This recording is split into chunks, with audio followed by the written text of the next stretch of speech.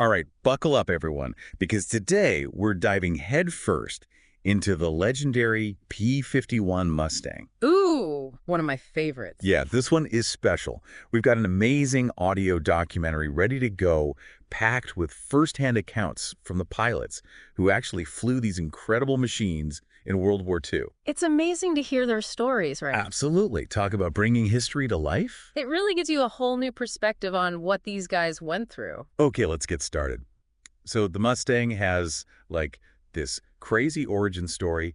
It was developed in a whirlwind, 127 days. Can you believe that? Yeah, that's unbelievably fast, even by today's standards. Right. The British desperately needed a new fighter plane, and North American aviation just stepped up and delivered. And what they delivered was revolutionary. It wasn't just fast. The P-51's design was incredibly innovative. Okay, so break it down for us. What made it so special? Well, take the wing design, for example. They used a laminar flow design. Laminar flow. Okay, so what does that mean exactly? Basically, the air flowed super smoothly over the wing's surface, I- which dramatically reduced drag. Making it more efficient. Exactly, more efficient and faster. It could fly farther on the same amount of fuel. Wow, that's a huge advantage, especially in a war where every drop of fuel mattered. Absolutely, and it gave the Mustang a real edge over its German rivals. Like the Messerschmitt Brie F-109, the one we always hear about. Exactly. The Mustang could really hold its own against the 109, especially at higher altitudes. And then they added the Rolls Royce Merlin engine to the mix. Ah, the Merlin. It's an iconic engine. Gave the Mustang that extra punch, right? Yeah, the Merlin was a game changer.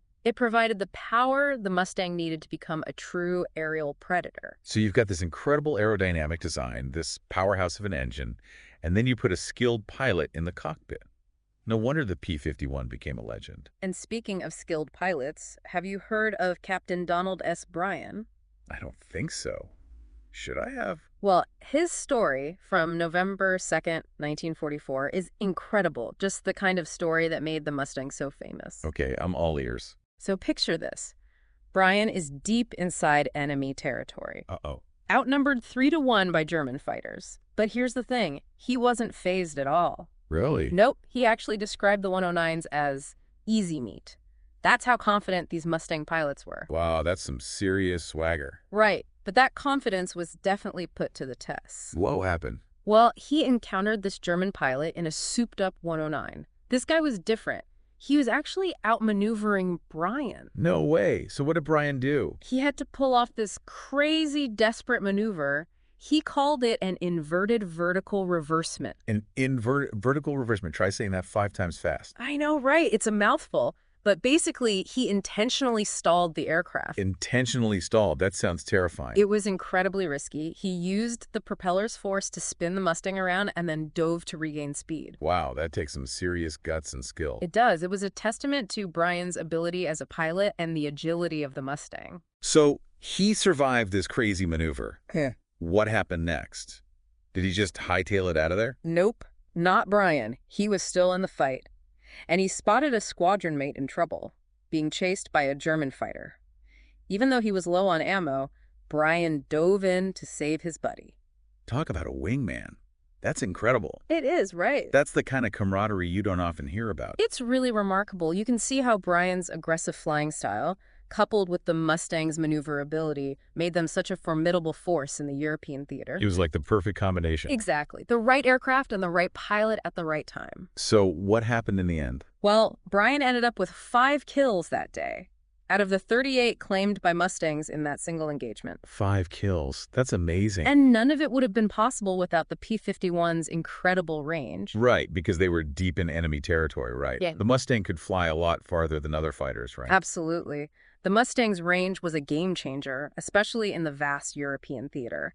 It could fly over 1,400 miles.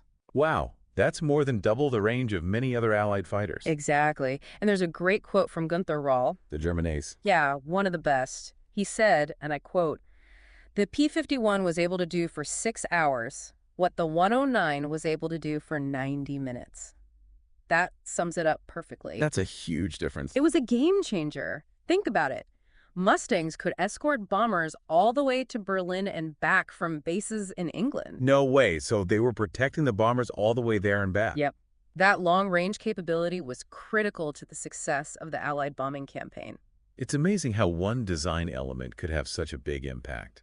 And it wasn't just in Europe where range played a crucial role. Remember those pilots in the Tokyo Oh Club? yeah, those guys had it rough. Flying escort missions from Iwo Jima all the way to mainland Japan. Talk about grueling missions. Those flights were over 1,300 miles round trip. I can't even imagine. The constant threat of enemy fighters, the fatigue, the sheer mental and physical stamina it must have taken. Just incredible. Yeah, the Pacific Theater had its own unique set of challenges. And the Mustang was right there in the thick of it. Right alongside those brave pilots. To get a real sense of what those pilots went through, let's look at Lieutenant Robert Scamra's mission. Okay, what happened to him? This was on June 23rd, 1945. It really highlights what those long-range Pacific missions were like. All right, lay it on me. Scamra and his squadron were on a mission to strafe a Japanese airfield. Sounds dangerous. It was. As they approach their target, they get ambushed. Ambushed by what? A whole swarm of Japanese fighters. Oh, man. Talk about a bad day at the office. Zeros and N1K George fighters coming at them from every direction. Total chaos. So what did Scamra do? He breaks formation, which, is a big no-no. But when you're under fire like that, survival instincts take over. You gotta do what you gotta do. Exactly. Now, luckily, Scamra was flying a P-51D model. Ah, the D model. What was special about it? It had this revolutionary new piece of tech, the K-14 gyroscopic gun sight. Like the K-14, that thing was a game changer. Tell me about it. So, imagine this. You input the wingspan of the enemy aircraft into the gun sight, Okay. and it calculates the lead for you. Makes it so much easier to hit a moving target in the air. Wow. So it basically did the aiming for you. Well, not exactly, but it gave you a much better chance of hitting your target, especially in a chaotic dogfight. That sounds incredibly useful. So what happened with Scamra? Did you put the K-14 to good use? Oh yeah, he did. He and his wingman took down 2 George fighters. But then a Ki-84 Frank shows up. A Frank? I don't know that one. The Frank was known as the fastest Japanese fighter at the time. A real beast. Sounds like things just went from bad to worse. Yeah, this was a serious challenge, even for a skilled pilot like Scamra. So what happened? Did he manage to take down the Frank? Well, he managed to evade it, but it was a close call. At one point, he even had to stall his Mustang to get a shot off. Stalling in a dogfight. That sounds incredibly risky. It is, but sometimes it's the only way to shake an enemy off your tail, especially a fast one like the Frank. So he survived. What about his wingman? Sadly, his wingman, John Scandon, wasn't so lucky. His plane got hit and burst into flames. Oh no. Scamra watched helplessly as Scandon bailed out. What happened to him? Did he survive? He bailed out, but years later, Scamra discovered the horrifying truth. Scandon had been lynched by a civilian mob after being released from a Japanese infirmary. Oh my God, that's awful. Yeah. It's a reminder that the horrors of war extend far beyond the battlefield. So incredibly tragic. So the Mustang went up against the best piston engine fighters the Axis powers had to offer, And it more than held its own. proving itself in both Europe and the Pacific. But things were changing rapidly in the world of aviation. Yeah, a new era was dawning. The jet age. And the Germans were at the forefront of this technological revolution with the Messerschmitt Me 262. The world's first operational jet fighter? Talk about a game changer. And our next story throws us right into this clash between old and new. It's April 7th, 1945. Lieutenant Richard Candelaria is flying solo, protecting a formation of B-24 bombers. Wait, why was he alone? The rest of his squadron was delayed due to bad weather. So he was out there on his own. Wow, facing the unknown. Talk about pressure. And then, out of the clouds, 2 Me-262s appear. I bet that got his attention. Can you imagine seeing those things for the first time? I can only imagine. So he's in this P-51, a fantastic aircraft, but suddenly he's up against jets. That's a whole different ballgame. Right. The Me-262 could fly over 100 miles per hour faster than the Mustang, and it was more heavily armed. And it could climb way faster. Talk about a mismatch. It was like David versus Goliath, but with wings. What did Candelaria do? Did he just run? He knew he couldn't outrun them. His only option was a head-on attack. Wow, a head-on attack against jets. That's incredibly risky. He pushes his Mustang to over 450 miles per hour and charges straight at those Me-262s. What a gutsy move. You had to disrupt their attack somehow, right? Protect those bombers. Exactly. But the German pilots were good. They anticipated his move and adjusted their course, throwing off his aim. So he couldn't get a clear shot. No, he was running out of options fast. He couldn't pull up much more without risking a blackout from the G-forces. It sounds like he was in a really tight spot. He was desperate. But Candelaria had one last trick up his sleeve.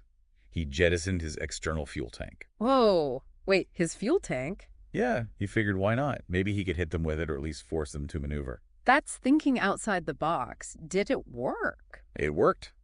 The tank didn't hit the jets directly, but it did force them to break off their attack and swerve to avoid it. That split-second decision gave Candelaria the opening he needed. Wow, that's amazing. Talk about quick thinking under pressure. Gave him the chance to turn the tables. He did this incredible maneuver, a split S, trading altitude for speed, and boom, he was right behind those Me-262s. Talk about a reversal of fortune. I bet that took some serious flying skills, though, and nerves of steel. Oh, absolutely. It's a high G maneuver, and he had to be super precise to avoid blacking out or overstressing the aircraft. So he's right on the tail of these jets, his Mustang screaming through the air. Did he get a shot off? He did. He managed to get off a few good bursts, and one of those jets starts trailing black smoke. A hit. I knew it. What a story. But it wasn't over yet, was it? Not even close. While he's focusing on that damaged jet, the other Me-262 comes up behind him. Oh man, talk about a double whammy. It just shows how important situational awareness is in a dogfight. Things can change in an instant, and you have to be constantly looking out for threats. So what saved him this time? Well, a bit of luck and some smart thinking from his crew chief. See, his crew chief had installed these small mirrors on the canopy to give him a wider field of view. What a great idea. Those ground crews were unsung heroes, weren't they? Absolutely. They were vital to the success of these missions. Anyway, those mirrors allowed Candelaria to spot that second jet just in time. Whew, that was a close one. So what happened? Did he take out the second jet? He managed to dodge the jet's attack, but it was just too fast for him to catch. That jet zoomed off, leaving Candelaria with a few scratches, but ultimately victorious. He protected those bombers, even against those fearsome jets. Talk about a skilled pilot, proving that even with a technological disadvantage, a well-flown Mustang could still hold its own. Exactly. But his story highlights how quickly air combat was changing. The jet age was upon them. And I bet it wasn't just about the technology, it was the tactics, too. Right? Oh, for sure. Jet fighters required a whole new approach to aerial combat, a whole new set of skills for pilots to master. So Candelaria's done for the day, right? He's faced down jets. He's earned a rest. You'd think so, wouldn't you? But this guy just couldn't catch a break. As he's rejoining the bomber formation, he encounters another group of enemy fighters. No. You're kidding, right? How many more? 15 Me-109s this time, and guess what? He's still alone. Are you serious? This guy was a magnet for enemy fighters. What did he do? Did he try to run? Not Candelaria, he dives right into the fray. Yeah? Amazing. He immediately targets the lead Me-109. It was bright yellow, a real show-off. A yellow 109. Yeah. So the pilot was either super confident or a little crazy. Yeah. Maybe a bit of both. Candelaria tries to get a clear shot at him, but those bombers are right there.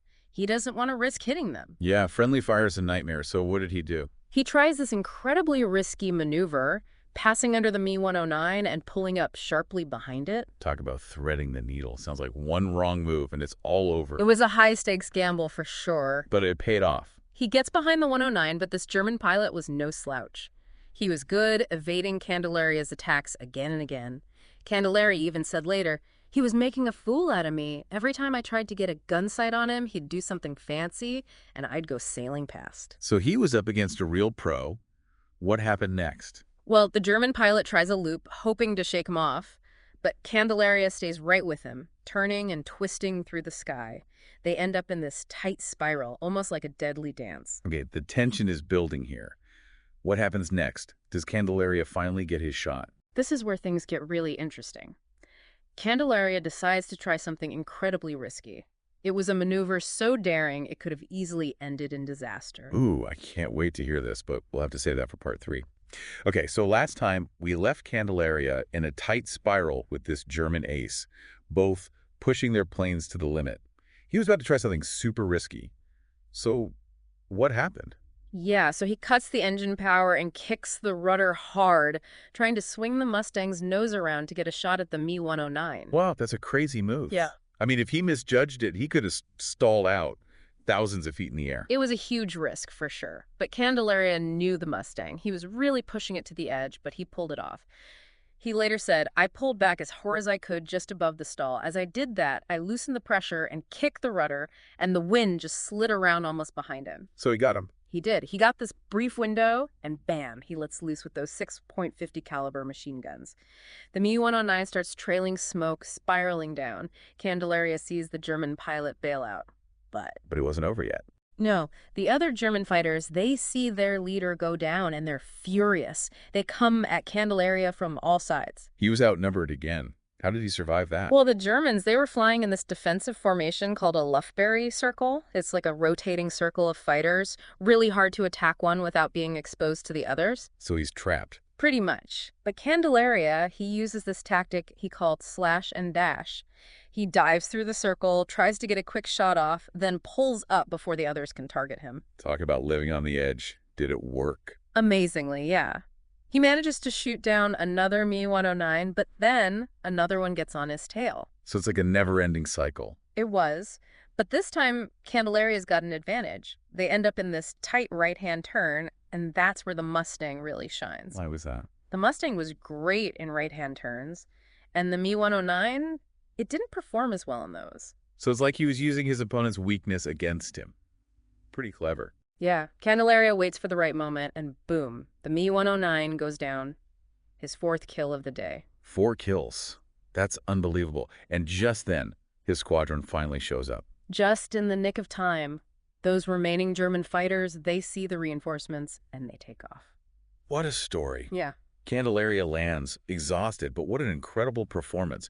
4 confirmed kills, plus that probable jet kill earlier. It's amazing. It really shows what a skilled pilot he was, and the P-51 played a big role in that success. Definitely. I mean, nearly 5,000 enemy aircraft destroyed in Europe alone. That's a testament to both the aircraft and the pilots. They were a formidable team. The Mustang was instrumental in helping the Allies win air superiority, a turning point in the war. And its legacy goes way beyond World War II, right?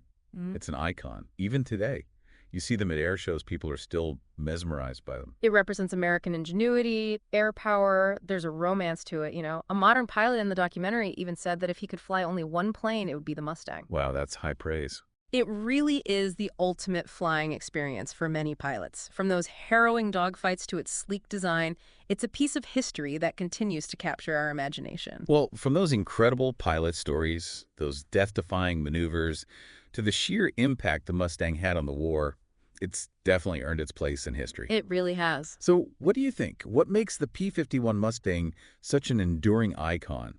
Is it the engineering? The stories of the brave pilots? What resonated with you the most from today's deep dive? Let us know.